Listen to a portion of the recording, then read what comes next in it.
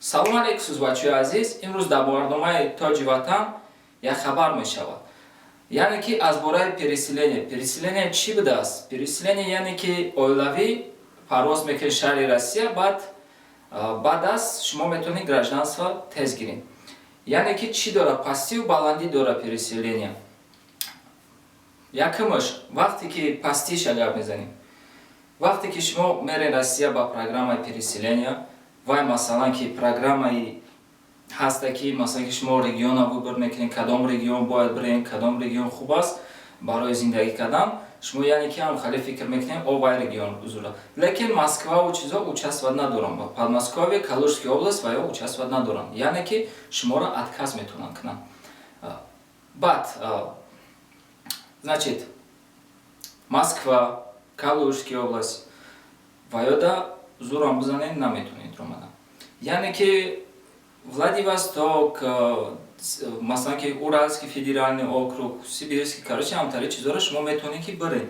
Лекин пасти дора, яъне ки вақте ки шумо мерем парвоз мекунем, мо мерем Россияда мегирем гражданство мегирем, тез мегирем, яъне ки пастиша шумо бояд бидонед чӣ гапа.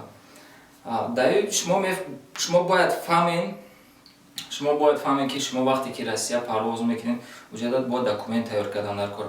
Чихале ки яъне ки ман шуморо мегӯям документ тайёр кардан дар кора, яъне ки шумо дар кора паспорти, загранпаспорти худтона тарҷума кунед ба забони русӣ, бояд юрист переводш кунад. Агар ки масалан ки ягон юрист бугӯяд ки ҳей ман ҳама чизоро ба гардан мегирам, масалан ки ман 25 000 рубл бите сари як одам ё ки 50 000 рубл бите, вайёро гӯш накунед, вайёро давай до свидания кунед. Масалан ки шумо да меғалта ки шумо метавонед ки ба 10 000 рубл рост кунед ҳама чизоро документатсияро. Лекин як пастии калонтарин аста ки як қинди аста, пасти не як қинди аста, қиндии калонтарин ин давая ки вай постоянная регистрация. Масалан ки временная регистрация шуморо метавонанд бикунанд. Ягон хонада, ягон соҳиби хонада вақте ки шумо аренда мегиред, як гапзанон мекунед ки як временная регистрация ки вай мумкин як хелаш временная регистрация мекунанд.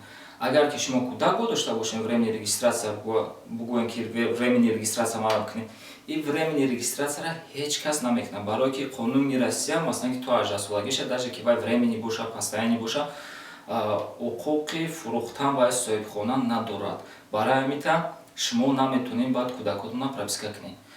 Баъди временный прописка шумо баъди 3 моҳ пас вақте ки шумо ҳама документатсияро месупоред, шумо да РВП супордан дар кора. РВП яъне ки разрешение на временное проживание. Разрешение на временное проживание баъди 3 моҳ мегзара шумо да печати РВП мезананд. Шумо масалан ки яъне ки 7 рӯзи корӣ доред барое ки постоянная регистрация ягон ҷода худтонро дуруст кунед. Постоянная регистрация яъне ки ҳеҷ кас шуморо прописка кардан наметавонад, барое ки регионое ки шумо раъкӣ бошед, масалан ки ягон хеш тавор надоред ё ки дастгирӣ надошта бошед, наравед. Ҳамиш бо хубтартон мешавад ки ҳамира бидонед ки як галас сум сарф мекунед. Баъд агар ки хеши тавор доред, шумо ҳамус раъкиен ки вай шумо боварӣ доред ки вайам мурозигӣ додагӣ ки пропискаат мекунам, хилат мекунам, рафтан гиред. А вақте ки шумо просто набум гуфта яке мерам, яке мешава гуфта, ира лучи накунед. Агар ки масалан ки шумо бюджети хонахарид дошта бошед, метавонед ки равед. Агар ки надошта бошед, ягон хеш тавор кунед. Так, дар барномаи мо буд ки яъне қиндиш давая ки временный прописка, агар кӯдак дошта бошед, шуморо временный прописка кардан намекунам. Дуюмаш, прописка постоянный пропискара 100% ки мерава ки дар хонаи худат биги мара прописка кар. Ягон кас пеш биёд бугӯяд ки дар хонаи худат биги мара прописка кар. Чӣ мегуфта бошад? Хай тоҷикҳо мо яхлаш мекунанд, лекин урусҳо ягон кас соҳиби хонао кадоме ки аренда месупоранд, амхали корро намекунанд. Даётон бигиред. Баъд вақте ки шумо бояд бигзаред медкомиссия. Медкомиссия яъне ки шумо да мепара 5000 рубл.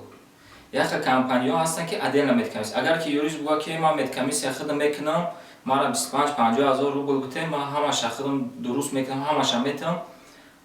Масалан ки не, ҳаста ки организатсияҳое ки ҳамтари ранги юристон, ҳами 5000 рубл ки боша ва ё 7-8 000 рубл мегиранд катитон мегарданд, шумо хун меспорен, шумо анализ меспорен, ҳар як больницаҳо отдельно, масалан ки як больница несте. Бо рентгентон мекунам, аввал пули шуморо мегирам, ваёро платит мекунам, чекотонро гум накунем. Масалан ки вақте ки шумо чека гум кардем, шумо ҳамон пула гардонда наметонем.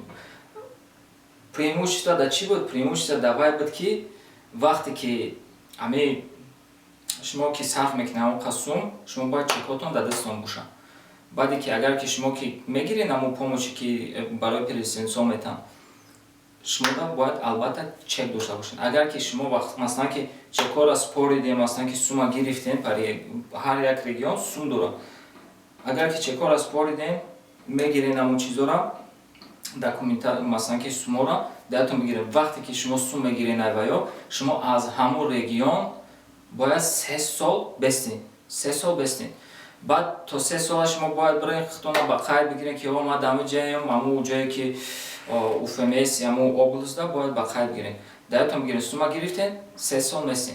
Агар ки масалан ки шумо масалан ки дигар ҷо рафтед, мумкин авваё паспортона аннулировать кунанд. Ана можно камтарак нигаҳ кунед. Насчёти материнский капитал. Материнский капитал шумо метавонед гирифта, агар ки кӯдакотон то ҳамон кӯдаки майдакитон ҳамон 5 сола 6 сола бошад. Дигар возрастода ва ё наметавонанд. Ҳам фаҳмидем ки дигар возрастода ва ё додан наметавонанд материнский капитал. Барои ҳамин бачаҳо баъд дар Россия даётон бигирем ки вақте ки шумо ки додан ҳамон зелёни корочкае ки вай барои переселенца додам, шумо фикр накунед ки шумо мерем, шуморо сразу ягон компанияи российский кор да мегирам. Не, ё як бигӯем ки намегирам, ки даже қонунӣ ҳам бигӯем ки мо ҳуқуқ дорем кор кардан, чӣ дорем, ва мегӯянд не, мо фақат правилаи компанияи худмона дорем мегӯянд. Аввал намегиранд, то что ки правила дорам, правилаи компанияи худшон.